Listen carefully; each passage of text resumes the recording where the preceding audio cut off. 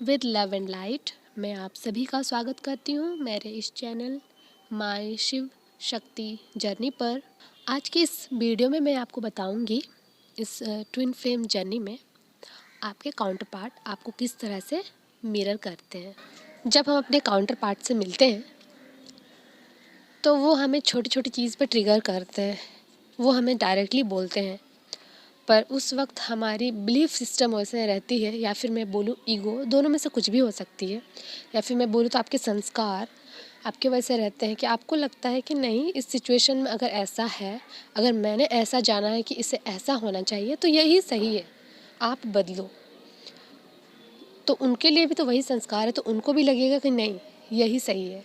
तो इस तरह से उसमें क्या होता है, बैलेंसिंग दोनों के बीच में नहीं हो पाता है, और यही रहते हैं हमारे ब्लॉकेजेस जो हमें पता नहीं चलता है। इतने सालों के जो संस्कार हमारे अंदर रहते हैं वो सारे हमारे सारे चक्रास में ब्लॉकेजेस क्रिएट करे हुए रहते हैं, तो वही हमें शो करते हैं वो।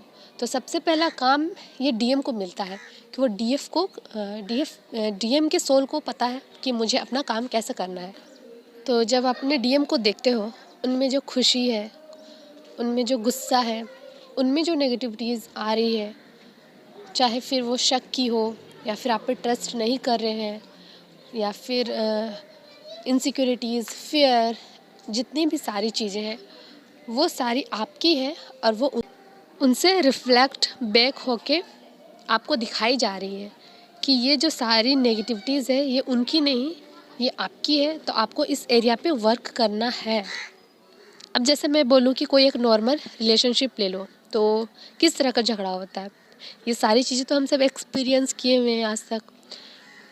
हम बेवजह ही डाउट करने लग जाते हैं। कभी कभी तो ऐसा होता है कि वो चीज़ है ही नहीं, फिर भी हम उनके साथ ज़बरदस्ती नाम जोड़ेंगे, आई मीन थर्ड पार्टी के साथ में नाम जोड़ने लग जाते हैं, और बहुत ज़्यादा डाउट करने लग जाते हैं। इतनी हमारी डाउट की एनर्जी बढ़ जाती है कि खुद इतना परेशान रहते हैं, तो साथ ही साथ फिर हम चाहते हैं कि नहीं, उनको बोले, उनसे झगड़ा करें और सारा अपना भड़ास निकाल लें। तो इस तरह का जो सिचुएशन है हर रिलेशनशिप में होती है। तो हमारी जो इस ट्विन फ्लेम जर्नी में है वही चीज़ थोड़ी सी ये ज़्यादा मतलब हो जाता है। जैसे कि हम लोग के बीच में इतनी ज़्यादा एनर्जी का फ्लो रहता है, आई मीन इतनी इंटेंस एनर्जी रहती है, तो वो जो डाउट की एनर्जी वो बहुत ज़्यादा रहती है, और वो नेगेटिविटीज़ हमारे सरफेस पे जब आती है तो हम इतने ज़्यादा परेशान हो जाते हैं, इतने ज़्यादा उसमें उलझ जाते हैं कि हमें हमें नज़र ही नहीं आता कि सच्चाई क्या है। तो फिर तब तब वो हमें बोलने लग जाते हैं कि तुम जेलस कर रही हो, अगर मैं किसी से बात करूं या फिर मैं तुमको थोड़ा सा टाइम नहीं दे रहा हूं तो तुम्हें इतना ज़्यादा बुरा लगता है। ये तुम ज़्यादा सोचती हो, तुम ओवर थिंक करती हो, और एक्चुअली में उस वक्त आप ओवर थिंक करते हो। ये मैंने एक एग्जाम्पल दिया है, आप देख लेना कि आपको वो किस जगह पे इस तरह का ट्रिगर देते हैं और आपको समझाने की कोशिश करते हैं। ये तो रही आपको बोलने वाली। अब कुछ शो करने वाली, जैसे कि आप वही जगह कुछ करोगे, ठीक है, आप खुद किसी और से बात करोगे, तो आप देखना कि उनको भी उतना ही बुरा लगेगा जितना आपको लगता है, उनको भी जेलसी फील होगी। मैं तो बोलूँगी उनको आपसे ज़्यादा लगेगी, वो तो बर्दाश्त ही नहीं कर पाएंगे किसी और के साथ में आपको देखना। तो जब आपके साथ ऐसे कोई सिचुएशन बन जाएगी तो उनके बॉडी से, उनके रिएक्शन से, खुद ब खुद एक्सप्रेशन से आपको पता चलेगा कि वो या तो गुस्से में है, या फिर जेलस फील कर रहे हैं, या फिर आपसे बात नहीं कर रहे हैं। वो जितना दिखेगी वो सारी चीज़ें आपकी है, मतलब आप ऐसे करते हो, ठीक है। जब वो किसी और के साथ में रहते हैं तो आप ऐसा करते हो, इसीलिए वो भी अब ऐसे कर रहे हैं जब आपके साथ में ये सिचुएशन आ रहा है। तो वही चीज़ वो रिपीट कर रहे हैं आपको दिखाने के लिए कि ऐसा ही आप करते हो। तो इस तरह से उस सिचुएशन में वो आपके लिए मिरर बन गए। अब मैं थोड़ा सा इसे अलग तरीके से बताती हूँ, इससे आपको और ज़्यादा इसे समझने में आसानी होगी। आप खड़े हो और सोचो कि आपके आगे में एक मिरर है, ठीक है। फ़िलहाल उस मिरर को आप देखो, आप मुस्कुराओ, तो आपकी मिरर इमेज क्या करेगी, वो भी मुस्कुराएगी, ठीक है। आप गुस्से में रहो और गुस्से से खुद को देखो, वो मिरर इमेज भी आपको गुस्से में ही देखेगी। तो अब एक पल के लिए आप भूल जाओ कि आप मिरर में नहीं देख रहे हो, बट वो मिरर वही है, और अब सिचुएशन लो कि आपके सामने में, आपके सराउंडिंग में बहुत सारे लोग हैं। जस्ट एग्जांपल में लो, आपका फैमिली है, ठीक है, भाई बहन मम्मी पापा हैं, और उनके साथ में आप कैसा बिहेव कर रहे हो, बहुत प्यार से मान लो बिहेव कर रहे हो और सबके साथ हंसी खुशी से हो, तो मिरर इमेज में जब आप देखोगे तो आप भूल जाओ कि सराउंडिंग में कोई है। मिरर इमेज में आप सोचो कि आपका इमेज किस तरह से उसमें बनेगा। रियलिटी में रियल में अगर देखें तो आप खुश हैं, आपका बिहेवियर अच्छा है, आप खुश हैं, आपको उस टाइम का जो फीलिंग है वो तो हैप्पी हैप्पी है। तो जो मिरर में इमेज में जो बंदा आप खुद हो, तो वो भी वहाँ खुश है। सराउंडिंग को भूल जाओ, ठीक है, लेकिन इमेज जो आपकी बनेगी वो तो खुश है ना, खुश है, अपने सराउंडिंग में हैप्पी है, सबके साथ उसका बिहेवियर भी अच्छा है। ये फर्स्ट। दूसरा आप ले लो कि अब आउटर वर्ल्ड में, मतलब रियल में जब आप देखो आपके डीएम आपके साथ खड़े हैं और उनके साथ में किसी बात पे आपकी बहस हो गई, बहस करते वक्त आपको बहुत ज़्यादा गुस्सा आ गया, आपका उस वक्त का एक्सप्रेशन कैसा रहेगा?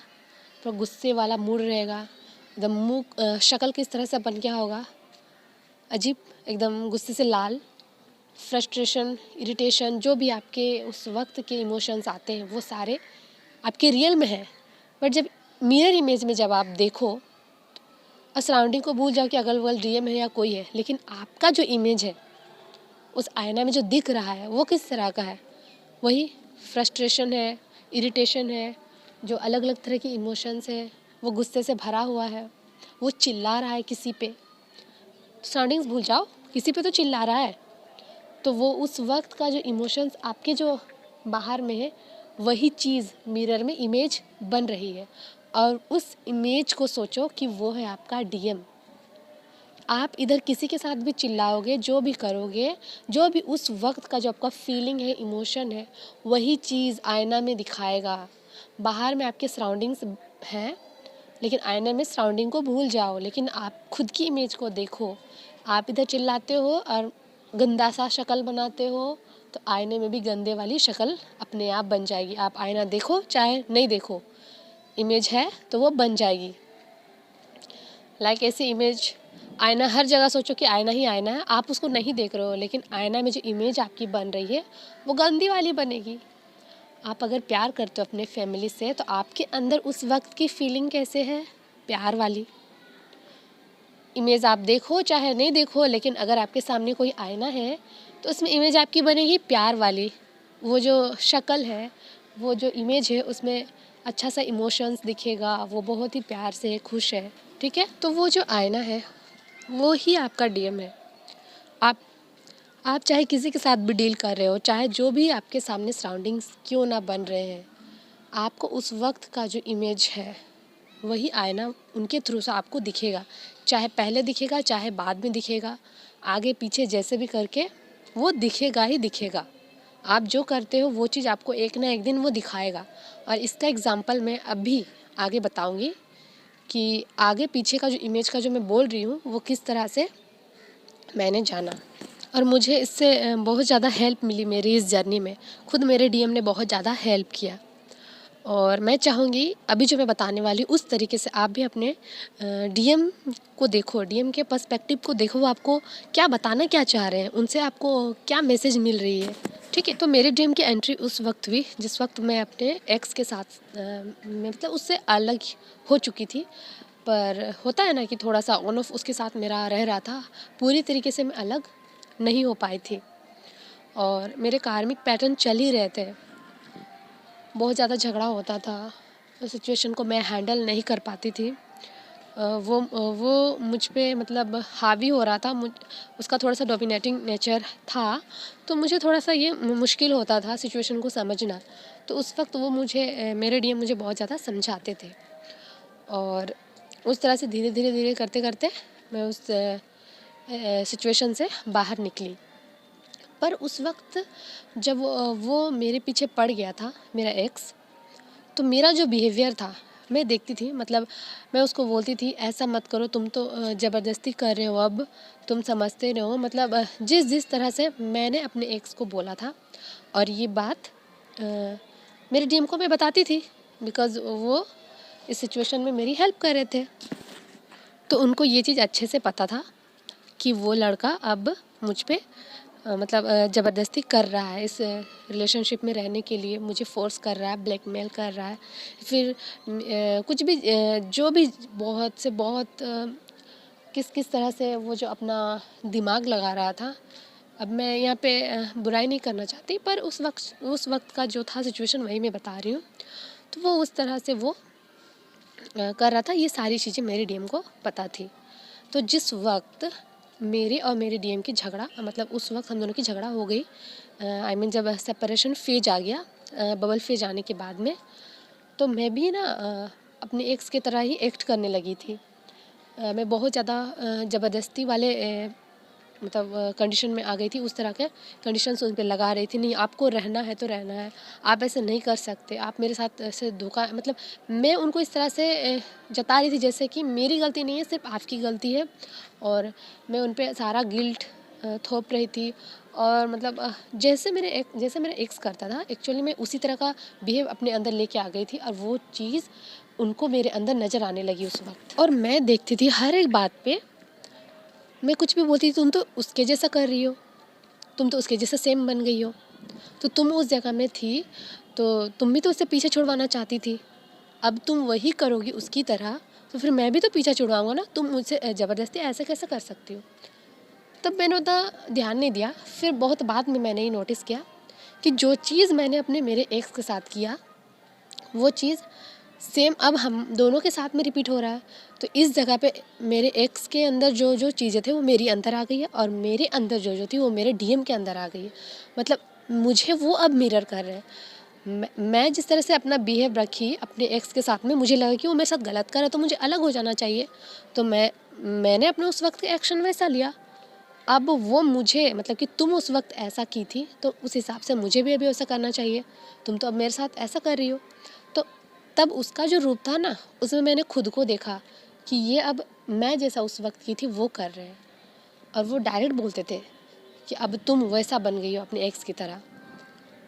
तो मुझे पता चला कि हाँ, मिरर तो मुझे वो किए, भले टाइम के साथ, टाइम कहीं आगे पीछे क्यों ना हो, उस वक्त मैंने उसके साथ वैसा किया, तो अब ये वही चीज़ जब मेरे सिचुएशन में आ गया तो वो मुझे मिरर करे, वो मैं बन गई हूँ अब उस जगह में। और वो मुझे वो दिखाने की कोशिश कर रहे हैं कि देखो। इससे दो चीज़ समझने को मिला। एक तो उस वक्त सही में मेरी गलती थी, मैं हद से ज़्यादा कर रही थी, वो चीज़ तो मुझे दिखा ही दिखा। प्लस मुझे ये भी पता चला कि वो मिरर कैसा कर रहे थे। तो चाहे आगे हो या पीछे, जब भी वो आपको आप जैसे करोगे अपने लाइफ में वैसा ही मिरर करेंगे। तो इसीलिए हमें कहा जाता है कि हमें अपना कार्मिक पैटर्न को ख़त्म करना है।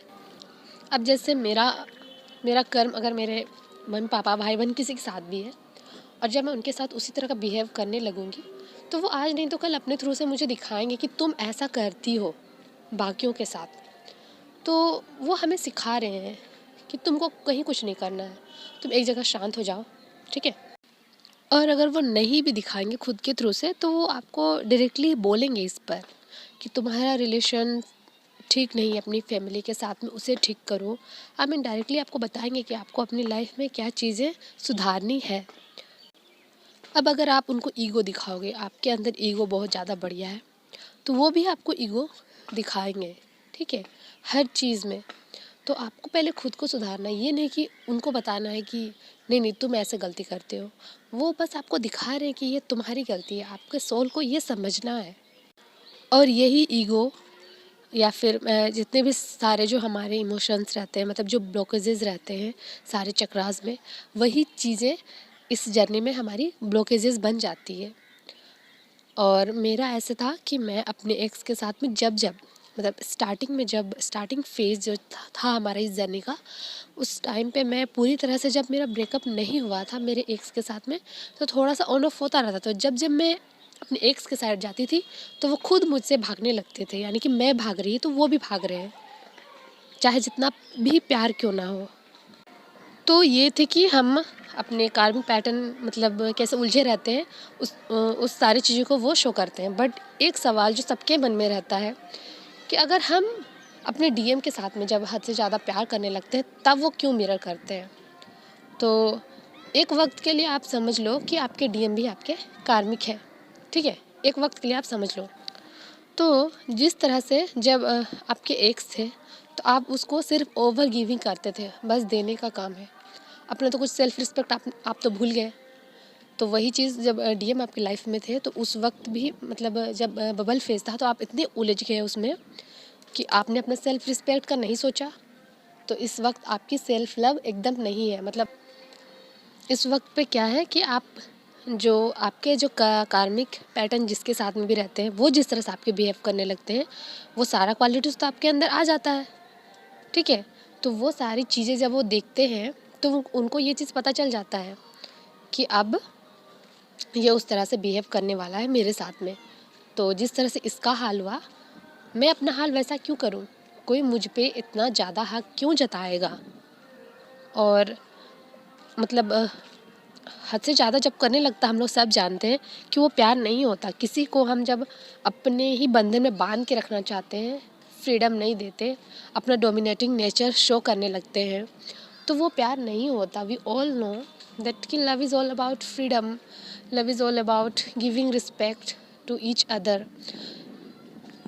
तो उस वक्त के लिए जो बाहरी रूप से सोच रहे हैं वो उनका फेयर है कि इतनी इतनी सारी हैवी एनर्जी, आई मीन कोई मुझे बंधन में बांधना चाहता है, जो जो मुझे ये हक जताना चाहता है कि सिर्फ तुम ही मेरे हो और तुमने मेरे साथ मुझे शादी की कमिटमेंट नहीं दी तो फिर मैं ये कर दूंगी वो कर दूंगी। उनके अंदर भी ये एक फेयर की एनर्जी उस वक्त आ गई बाहरी रूप से, लेकिन अंदरी रूप से वो आपको क्या सिखा रहे हैं वो देखो। आपकी सोल को उनकी सोल आपकी सोल को बता रहा है कि नहीं, आप अपनी सेल्फ रिस्पेक्ट को इस जगह भूल गए हो। किसी के आगे आपको गिड़गिड़ाना नहीं है, किसी को ज़बरदस्ती नहीं करना है। आपको अगर प्यार चाहिए, आपका वो प्यार है तो वो आपके साथ खुद रहेगा। लेकिन आप खुद को प्यार नहीं कर रहे हो इस वक्त। अगर खुद से इतना प्यार करते तो अपनी सेल्फ रिस्पेक्ट की सोचते ना। क्यों नहीं सोचे तुम, जब उसके सामने तुम गिड़गिड़ाए, अपनी सारी हदों को पार किया जो तुम्हें नहीं करना चाहिए था। तो वो दो तरह से सिखा रहे हैं और ये होना बहुत ज़रूरी था। मतलब कि आप अपने लाइफ में यही चीज़ करते आए हो आज तक। हर रिलेशनशिप में आपने सिर्फ ऐसा ही किया, अपना रिस्पेक्ट सेल्फ रिस्पेक्ट कभी नहीं सोचा। तो जब आपको एक ऐसा इंसान से ट्रिगर मिलेगा जिससे आप सच में आप जिनको इतना देना चाहते हो, इतना प्यार कर रहे हो, तो उस वक्त का जो पेन आपको इतना ट्रांसफॉर्म कर देगा कि आप समझ जाओगे कि आपकी गलती कितनी है। तो ये सिचुएशन का होना बहुत ही ज़रूरी था। तभी आपकी लाइफ चेंज हो जाती है ना 360 डिग्री, और आप इतने स्ट्रॉन्ग बन जाते हो और आपकी सारी नेगेटिविटीज़ आपको शौक मिलने लगता है। आप जानने लगते हो कि मेरी ज़िंदगी में आज तक जहाँ जहाँ से मुझे जो चीज़ सीखना था वो मैंने क्यों नहीं सीखा। और डिवाइन ने सिर्फ इसीलिए तो आपके डीएम को भेजा है कि आप खुद को पहचानो, तभी आप इस जीवन में आगे बढ़ सकते हो। अपने असली रूप को देखो, अपने हायर सेल्फ तक पहुंचाने में इसी तरह से हमारे डीएम हमारी हेल्प करते हैं। और इसीलिए मैंने हर वक्त अपने डीएम के अंदर ये नोटिस किया है और उनसे ये बार बार सुना भी है। जब मैं उनको हद से ज़्यादा प्यार करने लगती हूँ, बस उन्हीं को ज़्यादा ध्यान देती हूँ, तब वो मुझे बार बार बोलते हैं कि ये सब हरकत मत क्या करो, ठीक है। और मैं देखी कि मैं जब उनको प्यार थोड़ा सा भी नहीं दिखाती या फिर नहीं करती तो उनको फिर अजीब सा लगने लगता। उनको लगता है कि मैं उनको टाइम नहीं देती, वैल्यू नहीं देती, मैं उनसे प्यार नहीं करती हूँ।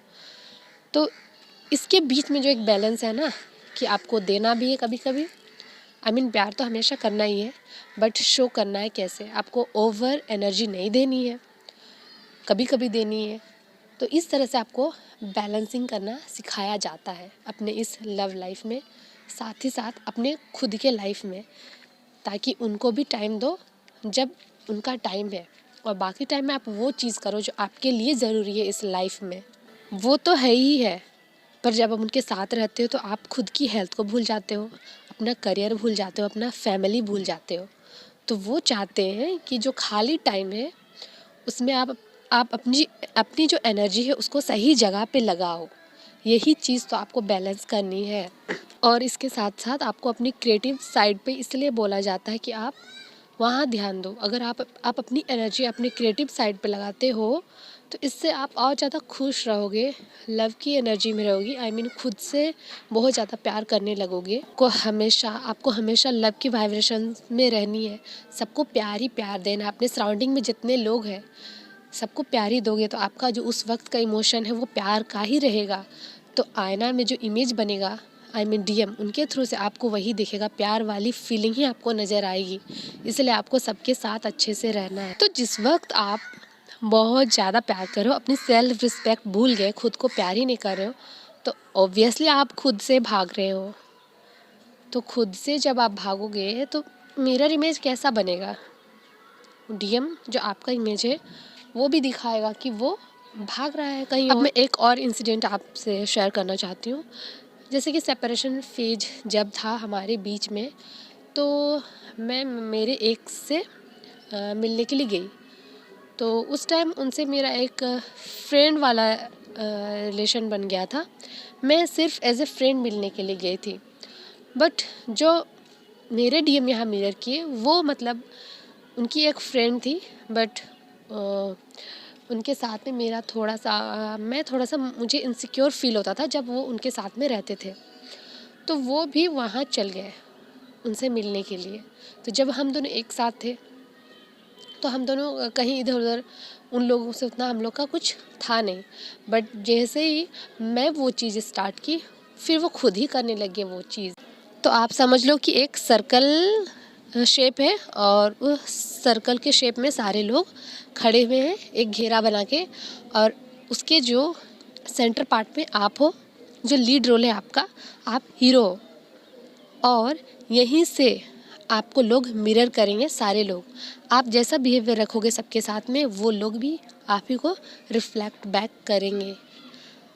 तो भगवान जी और हमारे डीएम दोनों मिलके हमें बताना चाह रहे हैं कि तुमको बैलेंसिंग बना के रखना है, खुद के साथ भी, लोगों के साथ भी, फैमिली के साथ और अपनी डीएम के साथ भी। सो आई होप आप सभी को बहुत अच्छी तरीके से समझ आ गया हो। कुछ नहीं आया तो आप नीचे कमेंट में मुझे पूछ सकते हो। Thank you everyone, God bless you all. ओम नमः शिवाय, राधे राधे।